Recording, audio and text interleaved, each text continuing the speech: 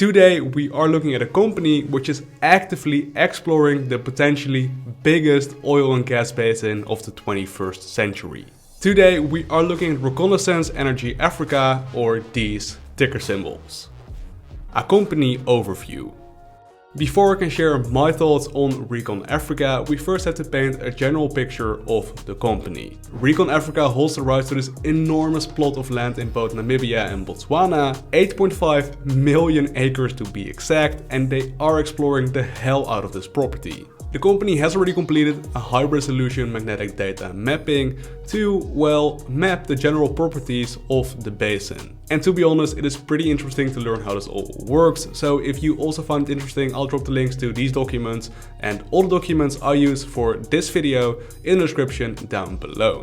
Anyways, for this mapping, they did shoot fancy radio waves from an airplane down to Earth, and at some point those radio waves got reflected back up. And well, the longer a wavelength of a specific amplitude, the deeper this anomaly is in the ground. And according to these maps, there might be a huge basin which could be full of oil and gas. At the thickest point, this basin goes up to 30,000 feet of thickness or 10,000 meters of thickness. So from these magnetic data points, it might be that Recon Africa is sitting on billions and billions of barrels of oil. And that is exactly why this company might be an extremely interesting investment. However, do keep in mind this magnetic data just shows that there is a possibility there is a lot of oil. Before Recon Africa can ever develop this property, they will need to do way more homework. And more homework the company is doing. On the one side, they have just started exploring this property with seismic sensors. This is basically where I put these cool machines on the surface, and these machines start vibrating. So these vibrations go way down into the earth, and at some point they get reflected back up again. Subsequently, we can detect those reflected vibrations again on the surface. From 2D seismic data, geologists can get these maps. And of course these maps look hella funky to plebs like us, but they can tell the experts a lot about a resource. By the way, this entire paper from Recon Africa themselves basically reinforces the fact that low impact seismic surveys are the most environmental friendly way to seismically map a system. Also, it does seem that the company is in close contact with both the Namibian and the Botswanian government, and it does seem that the company is holding itself to the highest ESG standards. But please do research this yourselves. I always promote you guys doing your own research, and I especially promote investing in stocks you will be proud in owning. If ESG standards are important to you, well then you gotta keep Recon Africa accountable. Anyways, aside from gathering seismic data, the company is also actively drilling the resource. For these drillings, the company uses a Crown 750, which is a 1000 horsepower drilling rig, which is capable of digging down 12,000 vertical feet.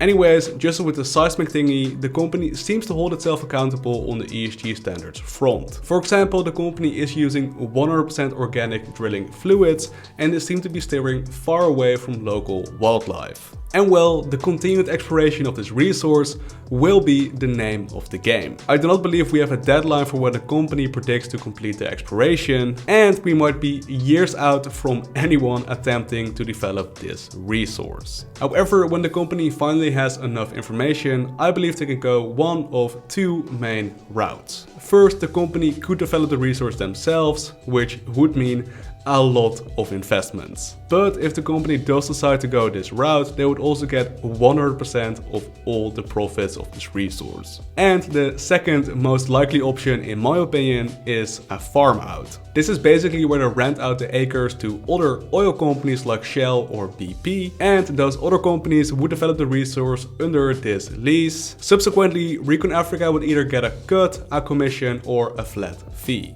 And to be honest, both options would be amazing. As we speak, the company is just trading at a $920 million market cap. And if the company is truly sitting on the largest oil basin of the 21st century, just imagine all the profits the company would rake in, and just imagine what market cap would stand here in a couple of years.